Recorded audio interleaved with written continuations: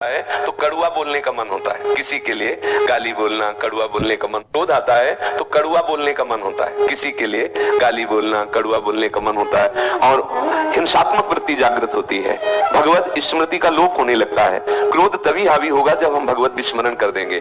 यदि हम क्रोध के ऊपर गुस्सा करके तो भगवत याद को भुलाएगा, क्योंकि क्रोध का प्रधान आक्रमण स्मृति पे होता है। कामा संजायते क्रोधा, क्रोधा स्मृति विभ्रमा, स्मृति भ्रंशात् बुद्धिनाशो, बुद्धि लोप होने लगता है। क्रोध तभी हावी होगा जब हम भगवत विस्मरण कर देंगे। यदि हम क्रोध के ऊपर गुस्सा करके तो भगवत याद को भुलाएगा, क्योंकि क्रोध का प्रधान आक्रमण स्मृति पे होता है। कामा संजायते क्रोधा, क्रोधा स्मृति विभ्रमा, स्मृति भ्रंशात् बुद्धिनाशो, बुद्धिनाशात् प्रणश्यति। यदि सदैव स्मृति बनी रहे, जैसे स्मृति दो प्रकार की है। पहली स्मृति है भगवान नाम रूप लीला की और दूसरी स्मृति है सर्वत्र भगवान है।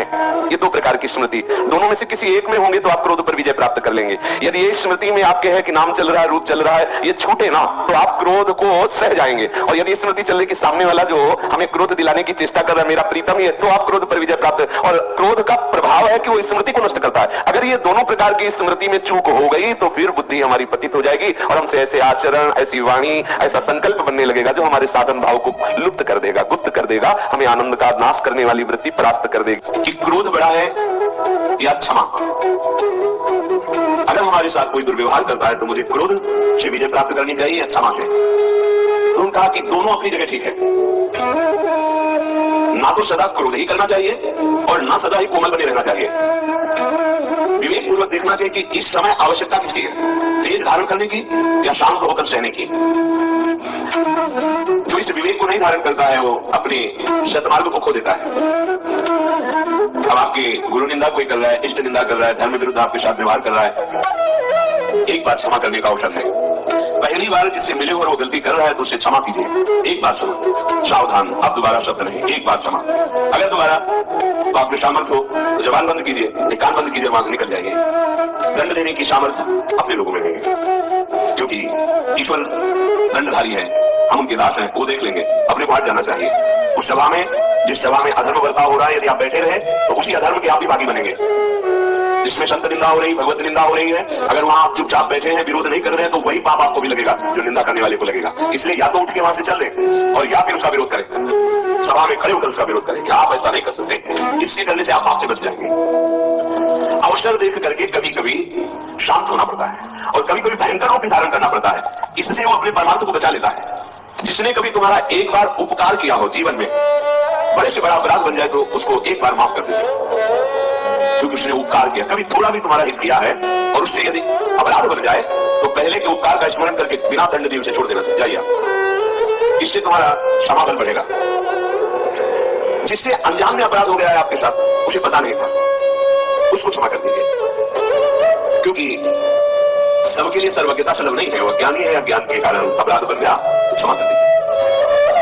पर जिसको एक बार क्षमा कर दिया है और फिर वही अपराध तुम्हारे साथ कर रहा है तो फिर उसके लिए क्षमा शब्द का प्रयोग नहीं, क्योंकि अब वो फिर तुम्हारे लिए बहुत हानिकारक हो जाएगा। उसके अपराध निवारण के लिए फिर कानून व्यवस्था है, धर्म व्यवस्था है। जो जानबूझकर तुम्हारे साथ बार बार अपराध कर रहा हो उसको क्षमा करना ठीक नहीं है। ये शास्त्र आज्ञा करता है। एक बार क्षमा कर दिया शास्त्र बाबू अर्जुन को। बड़े क्रोध से भगवान परशुराम जी आए, जब सुना कि चंद्रंगी जी उनके पिता हैं, यहां से आश्रम का विनाश किया उसने और गौवादी अपहरण करके ले गए। माता विलाप कर रही थी, उनका ऐसे समर्थ की मां विलाप कर रही है, मैं इनका विनाश कर दूं। चंद्रंगी जी ने कहा नहीं, पहला अपराध क्षमा, हमारा बल क्षमा है। लेकिन वो दंडता उनकी इतनी बढ़ गई कि उन्होंने वध कर दिया दोबारा चंद्रंगी जी का। फिर भगवान परशुराम ने क्षमा नहीं किया। अपने तेज बल से और हर्षे के बल से पूरे वंश का विनाश काट काट के पहाड़ लगा दिए थे। तो जो उद्दंड है, पाप पे पाप करता जा रहा है, उसके लिए क्षमा शब्द का प्रयोग नहीं है। उसके लिए दंड ही उसके लिए सही औषधि है। प्राणी कोई भी हो, यदि एक बार अपराध करे तो विचार पूर्वक क्षमा कर देना चाहिए। यदि जानबूझकर दोबारा अपराध करता है तो उसे, ये दूसरों के लिए नहीं अपने लिए भी लागू है। एक बार हमसे गलती हो गई तो प्रभु क्षमा कर देंगे। जानबूझकर गलती करो, सोचो कि भाई नाम या किसी से हम, तो उसको फिर नामापराध के अंतर्गत माना गया है और विशेष दंड का अपराधी है। जैसे आपसे अभी तक गलती हो गई, पापाचरण हो गए, गंदे गंदे खाद्य और सब, आपने सत्संग सुना और अगलो निशानी अपना नशे हो और भगवान की शरण में हो गए तो सब माफ हो गया। लेकिन आप नहीं होना चाहिए। अगर फिर होता है तो सब जुड़ जाएगा ब्याज सहित। जो दोबारा बार बार अपराध करता है उस अपराध के लिए दंड देने से ही उसका सुधार होगा, क्षमा से नहीं। अच्छी तरह जांच पड़ताल कर ले और जब ये सिद्ध हो जाए कि अमुक बार बार अपराध कर रहा है तो उसके क्षमा योग्य बर्ताव नहीं करना चाहिए, क्योंकि उसका सुधार हो जाएगा, उसके अपराध का दंड यदि उसे मिलेगा। ये जान लीजिए कि लोक और परलोक दोनों का नाशक क्रोध है।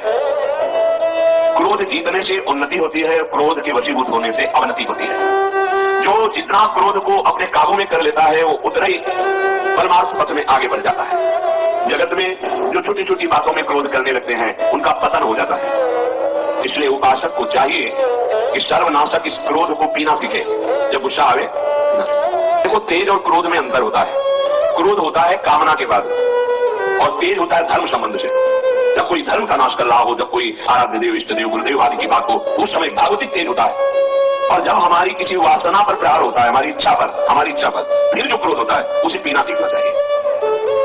क्रोधी मनुष्य अधिकतर पाप में लग जाता है, अपने माता पिता को पीटते हैं, देखा है, ऐसा देखा है।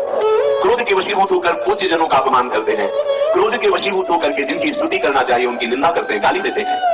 क्रोधी मनुष्य समझ नहीं पाता कि क्रोध के लिए कार्य का क्या निर्णय किया गया है। नहीं, बस क्रोध आया तो स्मृति का अपहरण कर लेता है। कामा संजायते क्रोधा स्मृति विप्रमा।